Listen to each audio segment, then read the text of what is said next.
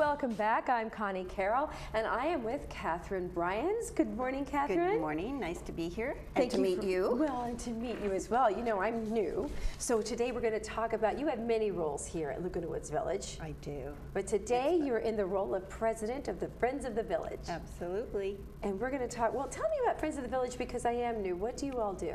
Well, basically, we're not a political group, but we are a group of people that felt that there were issues in the village. Sometimes they're hot button issues, sometimes they're not. But what we try to do is just bring correct information so folks, at least if they're talking to their neighbor, they have some information that they can give. And that's one of the things that we're talking about this month is an issue that comes up. I was a board member on United and the head of the M&C chair for a couple of years. And one of the things, I know a little bit, but I don't even know all of it. So it's confusing for new people especially. And we want to connect with the people who are thinking about doing renovations and going, oh Lord, I don't. What do I do? Where do I do? Yes. And one of my examples that I've mentioned before is that if you lived in an apartment, you would certainly ask the landlord before you remove the wall. Right. So hopefully you would. That's hopefully. And so that's what happens, but the whole process begins by coming in and talking to the people at the variance desks. There are handouts and things, which we'll have on Friday at our meeting in the Performing Arts Building, Dining Room 1 at 2 in the afternoon. So this is this Friday, April 28th. Correct. In the Performing Arts Building in Clubhouse 3. Correct. And it starts at Dining Room 1. Yes, Dining Room 1 at 3 in we'll Clubhouse have a sign. So it's Dining Room 1, 2 p.m., Clubhouse 3. Exactly. That's how you remember that. No, I won't.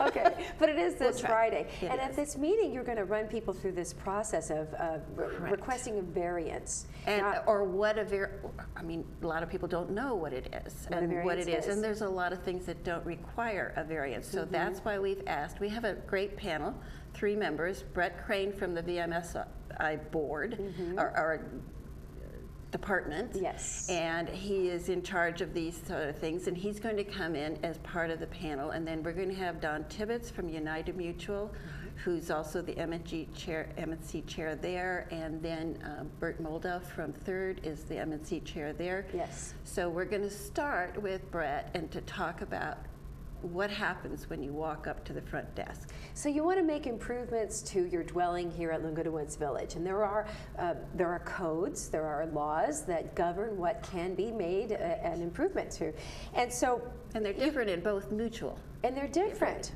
from area to area. So normally, if you lived in your private residence, you'd go obtain a building permit from the city. And in the same way here, we would come to obtain a permit, but there is a difference between a permit and a variance. Correct. So can you tell me that difference? Well, there's permits for a lot of things, but one of the things, the difference in a variance is this has never happened before. This is something unusual. This is more complicated. And we have standards that you can go in and say, I want to replace my shower doors and whatever. Those are easily done. Sure. But this is getting a little more complicated. And right now, one of the big issues in the community, and especially in United, is common use land and how you can encroach or not encroach. So those are really important issues that are still up in the air.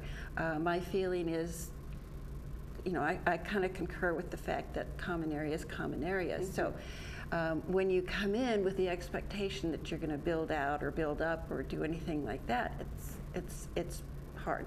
Well, I love the original design of Laguna Woods Village because it's designed with this beautiful rolling open space between all the dwelling units, and the dwelling units they're very well sized. Yes, for retirement. For retirement, right? Correct. So when you come in and you see all this open space, you think, well, my goodness, I'd like a little extra space on my dwelling unit, and I can easily see it's yards to the next building, so why can't I take advantage of some of the space around my unit?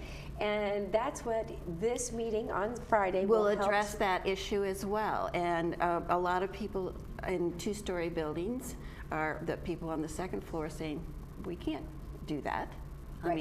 I mean, those are some, so there's a lot of complications, and there is, It's not a difficult process, but it's different than, as you said, I go to City Hall and I pull a permit for my private home or whatever. This is a little bit different. There's more involved because you're not only working with the village governance and restrictions, but there are some that come through the city. So it's a twofold thing. Well, tell me, who issues the permits and who does the inspection? Well, that's one of the reasons why we have Brett coming, because there's probably a series of inspections and whatever.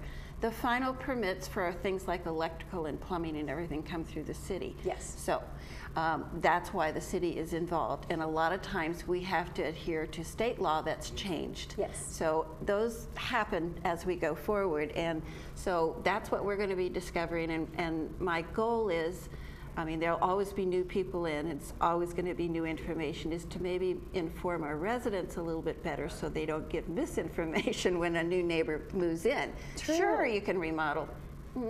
Yes, but... Well, because in a remodel, there are some things that require a permit and some things that do not require a permit, or a variance for that matter. Tell me, what are some of the things that don't require a permit? Well, you can change your carpet or your flooring. I mean, be aware if you're on a second floor, there's more restrictions on flooring. I don't know how that's been straightened out yet, but you can paint the inside of your manor, and I think that's true in both a co-op and a condominium. So there are things like that. If you want to change out your appliances, you can do that. Be aware if you're in a co-op that changes the maintenance on that. So, yes. A lot of little difference, and that's why the good news in all this sort of odd news is that Dawn and Bert will be there to talk specifically about the differences between being in a co-op and a condo and how that changes your renovation process. Now, each mutual has its own standard of permitting process, or their own standard of what can be permitted. Tell me about some of those standards. I wish I could tell you all of those standards, but that's why we have people coming on Friday. Yes. And that's what we need to talk about, is what is, and they will vary between both the mutuals. You know, we're leaving sort of the towers out because it's its own. Yes. Because they take care of their own over there. So most of this is for the bulk of the housing, which is Third and United. And that's why we're hoping that Dawn and Bert will be able to fill in from what Brett is talking about in terms of procedure and how this organization works. And then they'll fill in on that. And it's not complicated, but it's different, and so therefore a lot of people say it's complicated. And it's wonderful to have that clarity when you come and talk to the professionals and the members of these mutuals. Now, outside of Laguna Woods Village, if you wanted to request a variance from the city because you wanted to put something on your property, a variance means that you have to ask the permission of all of your neighbors. So if you're on a corner lot, then you have to go all the way up and down one street and all the way up and down the other street and gain permission. And a variance can take up to 5 months through the normal building process to be reviewed and to be given or not given. So same process here. Same process here. If you're asking for a variance in a mutual, that's where it starts with the M&C. And it is a process, and it comes actually before the board. So you're not only working with M&C, you have to wait for a board meeting. They may or may not approve it, depending. I mean, it is an interesting, as you said, they're notified. Your immediate neighbors in your building, say you're in a 4-building complex or whatever, yes. Everybody else gets to know what you're doing. So yes. It is a process, and it seems slower here, but oh my goodness, we're living in a retirement village. Is there that much hurry anymore? Well, when you want to make improvements to your own home, everything seems to take longer than you would hope. And that's why it's so great to have all of this information available so that the process is explained and people feel confident going forward that they're making decisions that they won't have to retract, that they won't have to waste their time or money on. Yeah, and there is a cost to asking for a variance, and so you want to be very sure that has this variance ever been permitted in any form or way, and those are the histories that we keep here, so there's a good chance that we'll be able to work through it. Yes, to be able to address it. Well, it sounds like the Friends of the Village will be getting together this Friday, April 28th, and this is how we'll remember. It is Dining Room 1 at 2 p.m. in Clubhouse 3. That's Dining Room 1, 2 p.m., Clubhouse 3. And refreshments. I mean, you know, and questions and answers. We always have that, and it's important. It's good to get good, clear answers. Correct. Well, thank you very much, President of the Friends of the Village, Catherine Bryans, for being with us. Thank you very much, and honey. Please stay with us after this break. We'll be hearing from Shirley Witt and Cheryl Weiland from the Senior Center, and Ken Goldenberg will be joining us for that information too. We'll see you soon.